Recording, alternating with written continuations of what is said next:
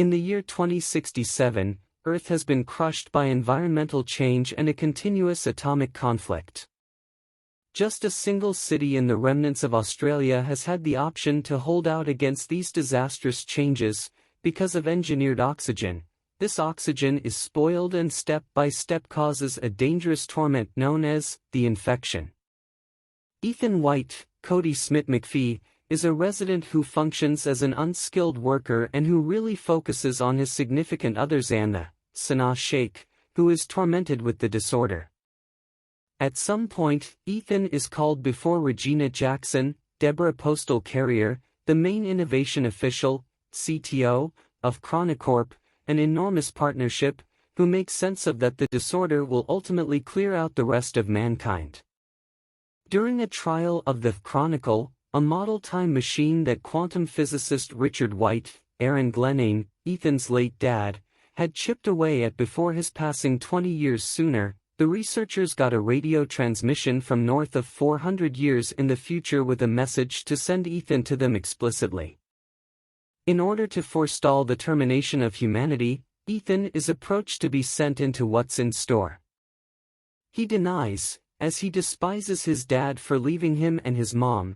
However, Xana and Ethan's watchman and work partner Jude, Ryan Quanten, figure out how to alter his perspective. Subsequent to enduring the horrendous time relocation, Ethan winds up in a lavish tropical jungle, with a handheld PC named Archie and a wrist gadget given to him as a youngster by Richard as his main enduring bits of gear. He finds the entry to a fortification-like design, and a skeleton wearing his jumpsuit, a rotting Archie and the wrist gadget, and with a projectile opening in its skull. Stunned by the revelation of his evident demise sooner rather than later, and debilitated from eating noxious berries, Ethan is saved by Jude, who followed him through time after his life readings, sent through the Chronicle, were falling flat.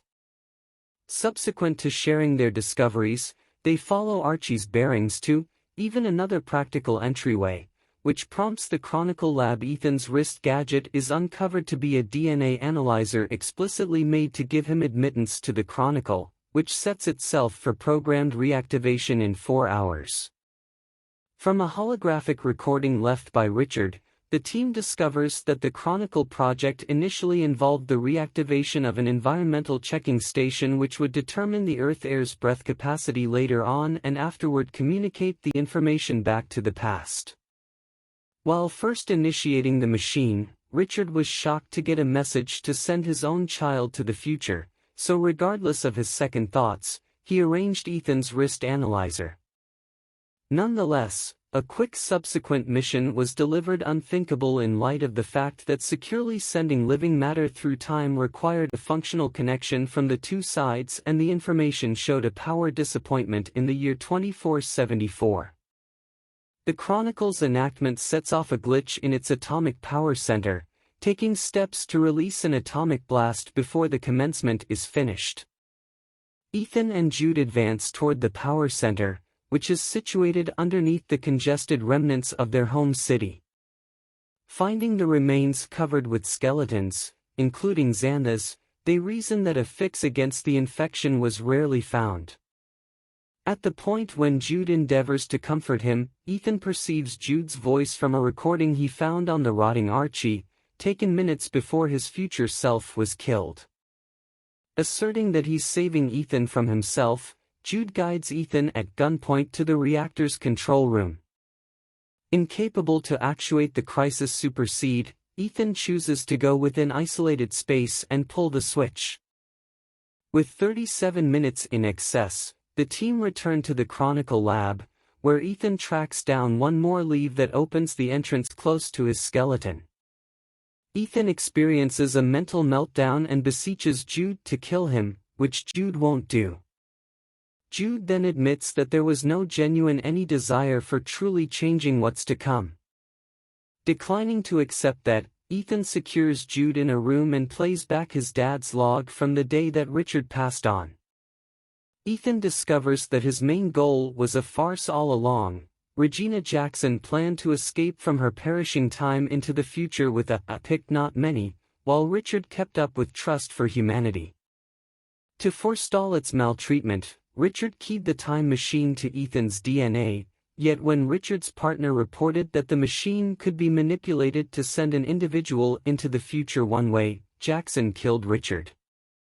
Jude was delegated as Ethan's watchman to guarantee that Ethan would be sent forward so as to fix the power disappointment and balance out the time entrance. When Ethan got back to 2067, Jackson would have him killed. Ethan attempts to close the chronicle down, yet Jude moves to stop him. At the point when Ethan will not battle him, Jude, culpability-ridden, ends it all.